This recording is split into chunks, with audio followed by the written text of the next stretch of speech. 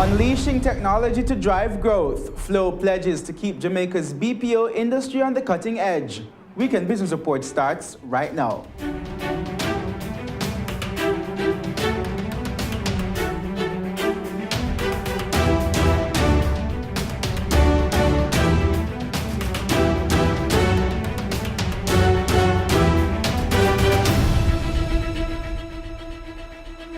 Hello and welcome to the show. I'm Kenil Gale. Thanks for joining us this week.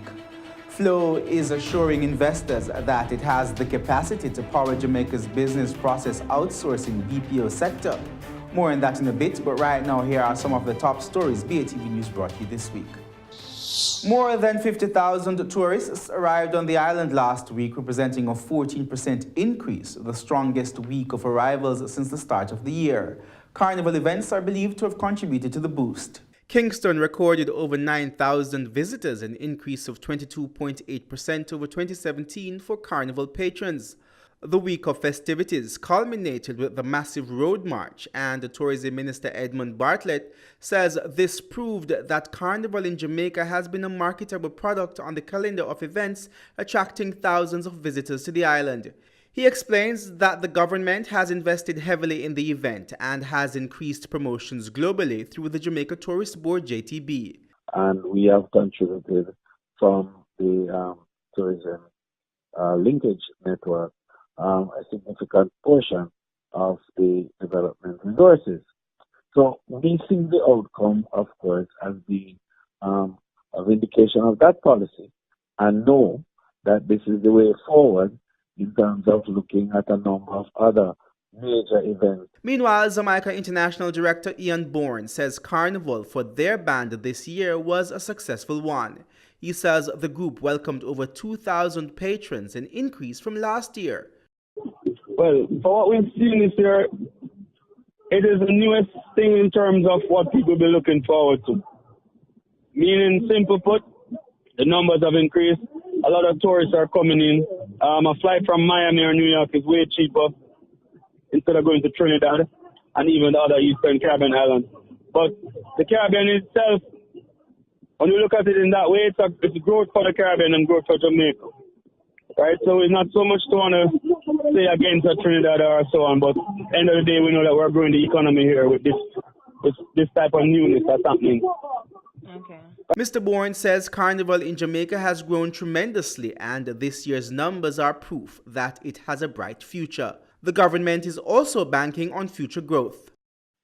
We're excited about how it has grown this year. Last year was big, and we thought, this year should be bigger and better, and indeed it has not failed us at all. So we're looking forward to next year, when it will be even bigger and better, and will bring people from far more areas than came this time around. The United States has listed Jamaica as the largest Caribbean supplier of marijuana and the main transit point for cocaine from the Americas. The findings were published in the recently released International Narcotics Control Strategy Report. Here's more. According to the report, Jamaica's geographic location, its difficult to patrol coastline, huge tourist arrival, and a transshipment hub for cargoes contribute to drug trafficking. Commercial shipping, small watercraft, human couriers, and private aircrafts are only few of the ways drugs get moved from the island to the US and the rest of the world. The report also cites corruption and lack of resources at the coast as two of the main reasons for the continued drug trafficking cycle. Jamaica was also listed as a money laundering country, with lottery scamming as a major challenge. The report acknowledged the Proceeds of Crime Act, POCA, as being moderately successful, but says the law has been under-enforced, as only 18 prosecutions and 6 convictions in 2016, and over $1 million have been seized under the act. But the U.S. believes more can be done. However, the report noted that the U.S. and Jamaica's fight against drugs and related transnational crime remains strong. The report commended Jamaica's responsiveness to extradition requests, more than 10 times higher when compared to the years before. Meanwhile, the U.S. and the Jamaican government are to sign a bilateral agreement called the Customs Mutual Assistance Agreement. It will enable the exchange of trade information between the two countries. It is expected to assist in targeting of the flow of drugs, guns, and other contraband through the U.S. and the Jamaican ports of entry. The agreement is expected to be signed and made effective in the coming months. Business confidence is down. That's according to the first quarter results of the Business and Consumer Confidence Indices. More in this report. According to Deputy Chairman of the Jamaica Conference Board, JCB, Andre Gooden, businesses aren't as optimistic this year as they were in previous years. However, Mr. Gooden notes that their lack of confidence hasn't affected investment plans, which continue to come in. The last quarter showed, the survey among business firms showed an optimism and a certain amount of realism. Within that optimism, there were realistic prospects indicated for the economy. Most of the business firms indicated still robust investment plans. They had favorable financial outlook, and their outlooks for profitability for the coming quarters remain strong. Meanwhile, he says consumers are more optimistic about Jamaica's economic prospects. From the consumer side, at the end of the last quarter, there was still significant optimism for continued economic growth, expectation for record job gains, strong income expectations, but purchase plans, there was a very narrow increase in the expectations for purchase plans. In the meantime, Managing Director of Market Research Services Limited, Don Anderson, says most Jamaicans believe the government's effort to create more jobs will redound to their benefit. Expectations for economic growth continue, especially amongst consumers, with indices that exceed 120 points in each case. Consumers explain that their observation of growth in the economy has led to their expectations for more growth. In other words, consumers are looking around, they're responding to talk about job creation in a number of different sectors, in the BPO sector, in the construction sector, and they expect that this will, in fact, redound to their benefit. Moving on now, Flow is banking on its technological capabilities to help attract more investors to Jamaica's business process outsourcing BPO industry. WBR sat down with Flow's Managing Director, Stephen Price, to get some more insight into the plan. The second Outsource Jamaica conference, which ended in Montego Bay on Friday, was powered by telecommunications giant Flow. Managing Director Stephen Price says the company decided to jump on board as technology partner because it recognizes the potential of the business process outsourcing BPO industry to drive growth in Jamaica. The Outsource Jamaica conference is being done at a very special time, I guess, in our history. The reality is that the business process industry itself is really blossoming at this time. We're growing at seats, many seats a year, and I think that it's an industry that will create jobs, especially for this economy. As we go forward to Vision 2030 as a country, united, it's one of those vehicles which I think will ensure that the next generation has entry-level jobs and has higher value of jobs as we continue to advance up the value chain. He notes that there is room within the industry for Jamaicans to build lasting careers. We have highly skilled labor who can do almost any job that any organization wants to bring here. My thing is that hopefully over the next course of 2 to 3 years, we can continue to go up the value chain and not only just outsource at the base level in terms of just cause, but start to do workforce outsourcing in terms of particular areas, law, legal, everything transactional can come into this space. One of the things that we have to be wary of as a country, even though we're going headfirst into the industry, and we are definitely there to support it, is we're in the 4th industrial revolution, right? And the reality, we're in the age of AI. And for many menial, repetitive jobs, it's going to be cancelled out in the future by AI in a lot of those instances.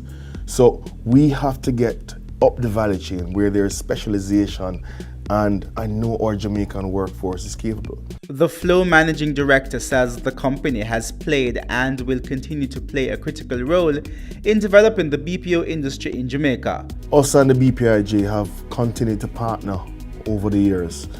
We have put together a 200-seat call center and incubator to really show what's best about Jamaica, and that's working really well for us in Montego Bay. Hopefully next year or two we can do another couple of sites. The reality is it's an industry that's here to stay. It's an industry that we can support and will help to push this country towards real growth. He points out that Flow has managed to reassure investors that Jamaica does have the technological capacity to run their businesses smoothly. We're the only company that's able to bring all your traffic from Jamaica into your various markets at whatever speed and whatever capacity that you require, easily and seamlessly. On island, we have a fiber network that is bar none. We are the biggest supplier of services to the business processing industry. In Montego Bay and the West, where it is so much growing and really taking root, in Kingston and St. Andrew, in Portmore, we're growing with industry, and we have that network that's there and able to support them. Pretty soon we're going to go into the world of 10 gigabyte circuits, where we'll soon launch those within the country to ensure that we're able to deliver the kind of technology and increasing demand that this industry is going to require. We have to grow every year with our businesses, and we're making sure that we have the kind of redundant capacity.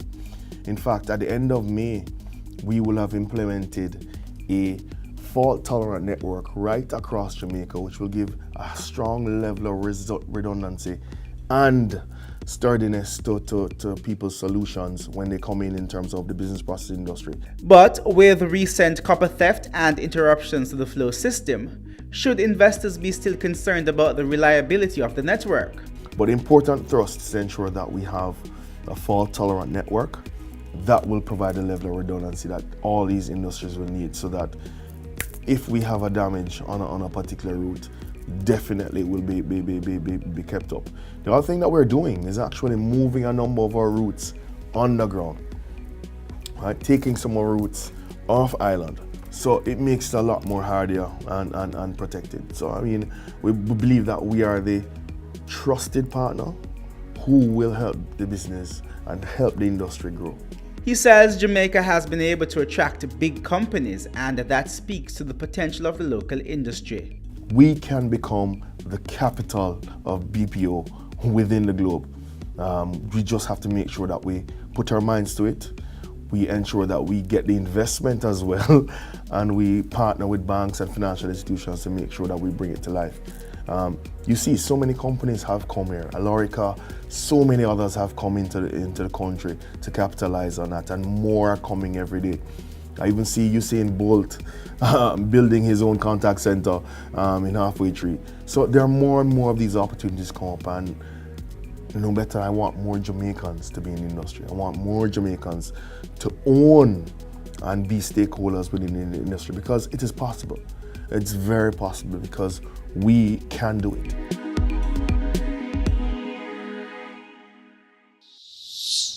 Company news comes up next, then later, going green. A French engineer used a 3D printer to build a house in an effort to reduce waste. More WRB after this break.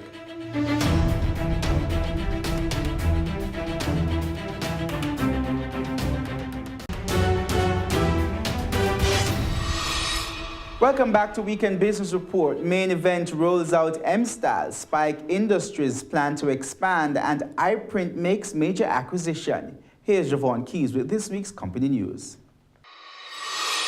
Main Event Entertainment Group says it's launching a new division to tap into the wedding execution market.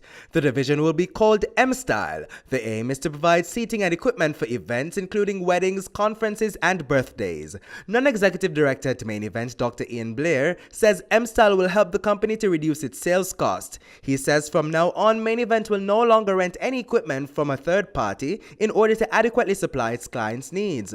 CEO Solomon Sharp says the company is also looking to establish a greater presence in the western end of the island through an initiative called Movement in the West. Spike Industries Limited has plans to expand, but the company says it needs the government's help to do so.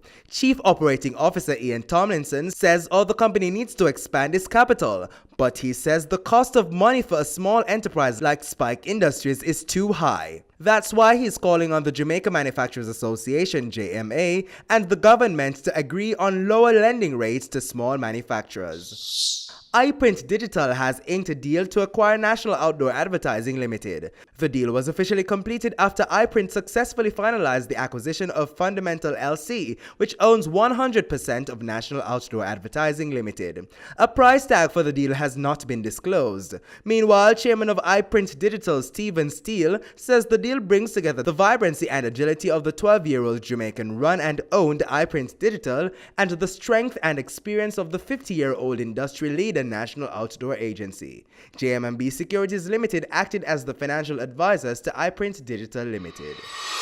Thanks a lot, Javon. Let's now take a look at the closing numbers from the major stock markets around the world.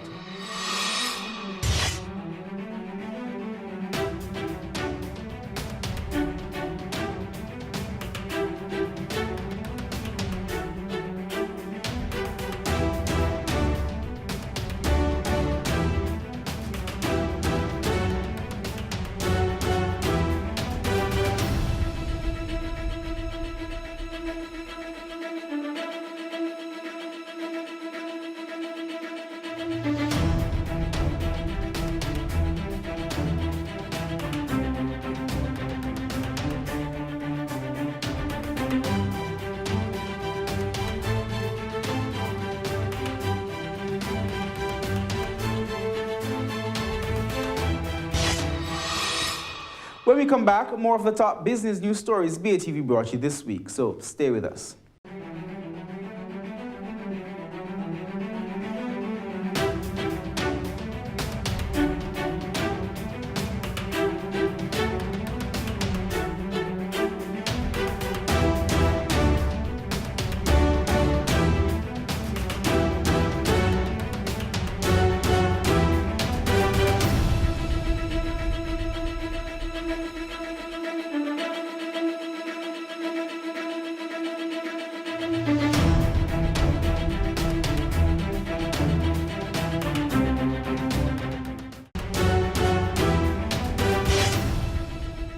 Welcome back to Weekend Business Report. More news now. Disbarred attorney at law Harold Brady, who was at the center of the Mannert Phelps and Phillips debacle during the Judas extradition saga, was evicted from his upscale Cherry Gardens residence on Wednesday. Jamila Maitland has more. Bailiffs were seen removing items from the house occupied by disbarred attorney at law Harold Brady. The scene was an unusual one in the upscale Cherry Gardens community, and our news team had to find creative ways to capture the footage after there were attempts to block us. It's alleged that Mr. Brady, who has been living at the premises for some time, owed $65,000 in rent. It was only November last year that he was almost evicted from the same property because of unpaid rent. He escaped the eviction at the time after it was reported that he made some payment, but that only delayed the inevitable. Mr. Brady was disbarred from practicing law in Jamaica in March 2017 after the Disciplinary Committee of the General Legal Counsel, GLC, found him guilty of professional misconduct. This after he was unable to account for $142 million given to him for the purchase of a property owned by the Factories Commission of Jamaica, FCJ. However, the FCJ at the time said they did not receive the money. Most Jamaicans will remember Harold Brady for being at the center of the Mannert Phelps and Phillips controversy during the Judas extradition saga. Factually inaccurate. That's how Finance Minister Dr. Nigel Clark is describing a newspaper report which said the Andrew Holness administration spent some $190 million on new vehicles for government ministers. More in this report. The article at the center of the controversy was published in the Jamaica Gleaner on March 28 with the headline, Luxury Ride, Government Spends $190 million on motor vehicle for ministers. The article reported that the Andrew Holness administration spent 3 times the amount on new vehicles when compared to what the Simpson-Miller administration spent in 2012. The article had erroneous final numbers and prices for the purchase of new vehicles by the Andrew Holness administration by including 4 vehicles purchased prior to February 2016, and it compared 2 total figures. One from 2016 that had GCT of 16.5%, SCT of 20%, and customer administration fees, and compared it with another total figure that had in 2012, that had no such taxes. These 2 facts, Mr. Speaker, explain that what was presented as a vast increase in consumption by the Holness administration with respect to motor vehicles is false. Dr. Clark said 4 vehicles were bought before the government was formed in February 2016, and by the time the government took office, 16 ministers of the Simpson-Miller administration had already bought the cars they were using. The ministers of the Simpson-Miller administration purchased the vehicles they were using consistent with then existing government policy. In fact, 16 ministers of the Simpson-Miller administration, most of whom are in this House, bought the vehicles assigned to them, again, consistent with then existing government policy. When the new administration came in, therefore, there was a legitimate need to purchase vehicles for ministers as the ministerial fleet was depleted. Meanwhile, the minister pointed out that the government has since changed the policy as it placed a strain on the incoming administrations to purchase new vehicles. He added that the vehicles purchased by the Andrew Holness administration cost less than the ones bought by the Simpson-Miller administration. The Honorable House and the public should know that the total CIF value, cost, insurance, and freight, for new vehicles purchased by the Andrew Holness administration since February 2016 was approximately $682,000 United States dollars, compared with a CIF value of approximately $692,000 for new vehicles purchased from ministers in the Simpson-Miller administration. The government is taking land from sugar companies to grow other crops. Minister of Industry, Commerce, Agriculture and Fisheries, Audley Shaw, says he wants to rationalize 18,000 hectares of cane field lands to put to use in other areas of agriculture. Here's Javon Keys with more. Industry, Commerce, Agriculture and Fisheries Minister Audley Shaw says there's a lot of unused arable land in the sugar industry. He says he's moving to ensure that those lands are put to use in more economically viable areas of agriculture. The first thing I've ordered is the rationalization of all land held by the Sugar Company of Jamaica. We know that Bernard Lodge is down. We know that New Yarmouth is down. So only Monimusk is there as a production facility in this end of the island. So I've ordered a rationalization of 18,000 hectares of Sugar Company land. He says even if the government is able to increase sugar production again, there will still be enough land to go around, land which he notes is already properly irrigated. We have decided that if we bring production back up, because right now of that 18,000 hectares, only 3,000 hectares are in production to support the factory. If we get serious, we can probably bring it back up to 7,000 or 8,000 hectares. So that leaves us with 10,000 to 11,000 hectares of idle, arable land. And guess what? Most of it is already irrigated.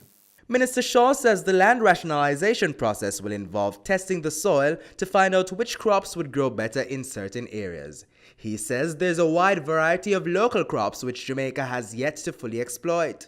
And in that rationalization, I want the lands tested. I want to know what is suitable for what. And I want that land into production, and into production fast. There are a range of industrial crops. There are a range of vegetables and things that we are still importing too much of, like onions. But there are other opportunities. There's hemp, industrial hemp. There is soya. There is castor oil. There's a whole range of industrial crops. Plus, working with our small farmers, there must be opportunities for the mother farm concept to be spread out so small farmers have an opportunity as well.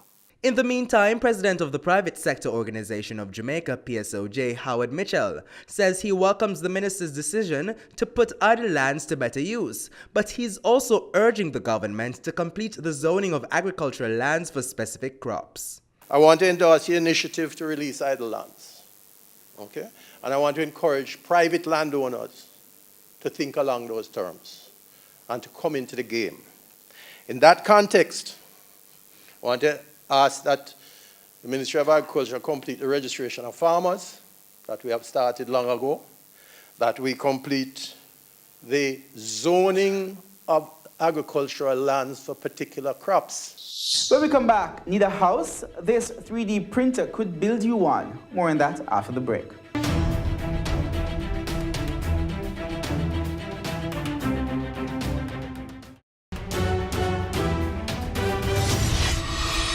Welcome back to Weekend Business Report. They usually say build it and they will come. Well, that's kind of what happened in France with this house built by a 3D printer.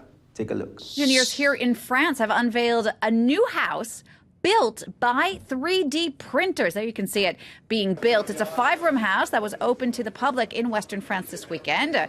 Its backers are calling it a step forward in green construction. Here's more now from the head of the team from Nantes University.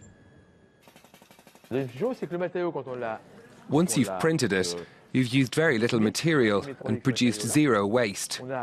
That's also an argument for whether it's clean or unclean.